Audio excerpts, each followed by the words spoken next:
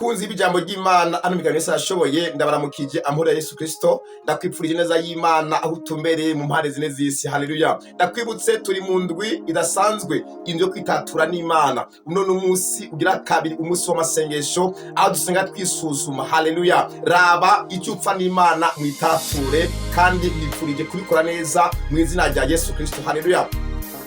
Twakomeje gusenga, reka dusenge ijambo ry'Imana hano mu bitabo c'Abaheburayo 12 umurongo wa mbere. Harabivuga neza ngo nuko natwe ko dukikirwe n'igipfungu c'ivyabona kingana gityo, twiyambure ibituremera byose n'icyaha gikora kutwizira ngo vuba dusiganirwe twashizwe imbere twihanganye. Imana nishime cyane. Kugira ngo witature n'Imana urasaba kugira ibintu wiyambura, urasaba kugira ibintu wiyambura, ibindi ukabireka. Banza umenye yuko ibyo ukora byose hari byabona bikuraho, hari igipfungu cy'ibyabona bikuraho, kandi icyo byabona nta kindi byipfuza, biripfuza kukurega. Rero iyambure ibyo ukorera ahagaragara canke ahihishe, iyambure icyaha gikora kwizingira ko vuba.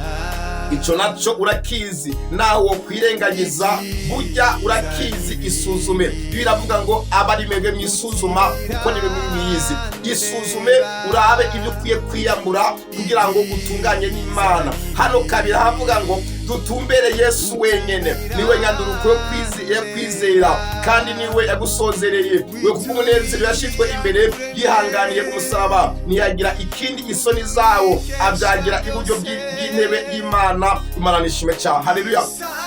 Nagusha gutumbera Yesu ugifise ibintu bikuremereye, urakene gutumbera Yesu. Ariko gutumbera Yesu urasaba kwiyambura. Ndakwibutsa ibyaha biraremera, ibyaha bituma umuntu wese agenda akibaguzwa. Karasira baravuga ngo umunyabyaha ahubwo atakimuhunganye. Iyo uri kuratumbera Yesu ufise ibintu utariyambura, hari yende ukebaguzwa. Uri mukamukaroti bariko amasodoma bajana igihugu bariko barahungiramwo, ntabwo mukaroti yaravye inyuma ko yaravise ibintu biri inyuma atigeze yiyambura, aravye inyuma ahinduka inkingi y'umuntu. Tumbera Yesu, ariko kugira ngo bikunde gira ibintu wiyambura. Biragoye yuko utumbera neza Yesu utariyambura bya bindi bikuremera, kuko ibyaha biraturemera bikanka yuko umuntu asiganirwa ibiri imbere. Umviriza, ibyiza biri imbere, iyambure kugira ngo uwabuke utumbere Yesu byoroshe. Imana nishime cyane. Hano mu gitabo cya Mariko ibice byaho 15 baravuga ngo nayo ita impuzu zayo irabaduka yegera Yesu. Uri Baritima yari impumyi, Yekibo yumvise Yesu yaciye abaduka ata ibishambara yari yambaye akurikira Yesu. Nawe iyambure ukurikire Yesu wawutse. Haleluya. Baritima yamaze gushikira Yesu, Yesu yaciye amubaza ngo ukere ko gukorera iki. Iyo umuntu amaze kwihana akegera Yesu, Yesu aramubaza na gukorera iki. Haleluya. Baritima yabwira Yesu unakeneye guhumuka. Narivuze ngo inyuma yo kwihana hari neza y'Imana, hari ubutabazi, hari uburinzi, hari ukira ingwara. Ndabona narivuze Imana ikugirire neza. Iyo ngwara akuye mu cyaha Imana ikubabarire.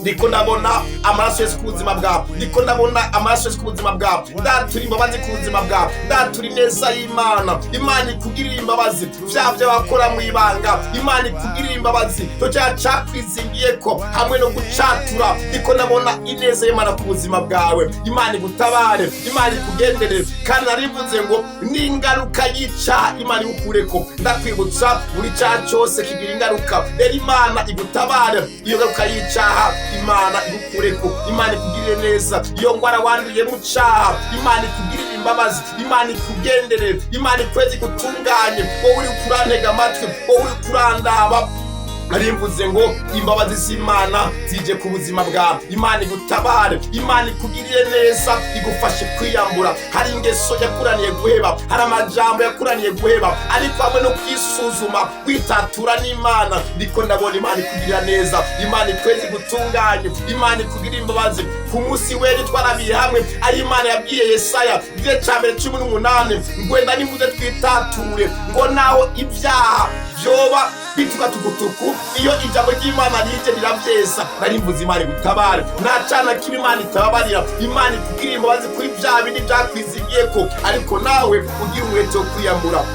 Amori Imana bane nawe, nifuri neza y'Imana. Imana igutabare, Imana igira imbabazi abana bawe, Imana igira imbabazi umugabo wawe, Imana igira imbabazi umudamu wawe, Imana igirire imbabazi umuryango wawe, Imana igutabare kandi iguhe kwiyeza no kwitunganya, kuko hari neza y'Imana ije kuza mu vyawe no mu bawe. Amahoro y'Imana shalome abane nawe. Ndakwibutsa turi ku munsi wa kabiri, umunsi aho dusenga twitatura n'Imana. Data mu izina rya Yesu ndasenga n'umwana wawe mwami ariko arisuzuma yamaze kumenya intege nke ziwe mwami, muhe inkomezi zo kwitatura bya mizingirirako. Yesu ko ndamusengeye wewe Imana umugendere umuhe imbaraga n'inkomezi zo kubivamo. Urakoze kubona ubiremye mu izina rya Yesu Kristo mwami n'umukiza wacu, amina. Amahoro y'Imana abane nawe. Imana iratubabariye, komeza kwisuzuma kandi witature, Imana irakugirira neza. Amahoro y'Imana abane nawe mu byo urimo naho uri. Amahoro y'Imana akomeze kukurinda kandi amaraso ya Yesu akomeze guteramira ubuzima bwawe mu izina rya Yesu Kristo mwami n'umukiza wacu. Wari kuraganira na Revera Pastor Kwitatura naragije agukunda kandi akwifuriza neza y'Imana. Ushaka kuba ufise ico wabaza canke ukeneye gusengerwa uburyo bw'umwihariko, byo nimero irakora 79 586 660. Shalom, witature n'Imana, urabona igitangaza cayo.